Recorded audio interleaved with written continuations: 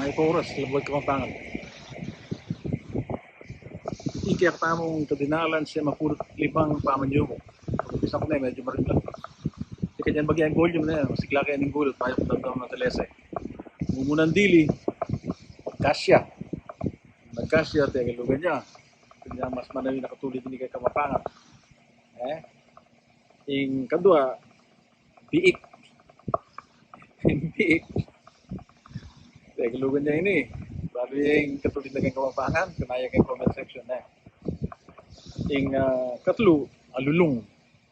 Magalulong yung aso, ano. Tayo lugan niya yung manong alulong at yung mas manawi nakatulid ni kay Kapampangan. Ing kapat, kaharap. Ing kaharap. Yang itsewari. Tagalog yung talim ng manong kaharap.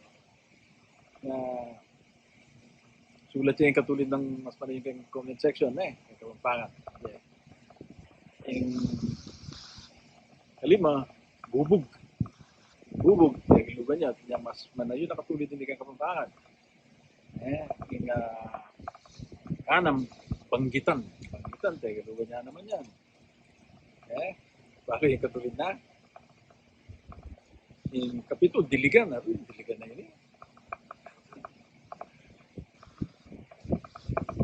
Mga kapakilig ko, yung kanyang panakababa pa ang mga Kapampangan. Yung diligan na tayo balo. Yung tawlindili, amag. Amag, kaya kalugan niya. Sulat siya yung mas manoy yung Kapampangan sa comment section. Dito na mo. Kanya ko sasabihan. At siya Kapampangan tamo.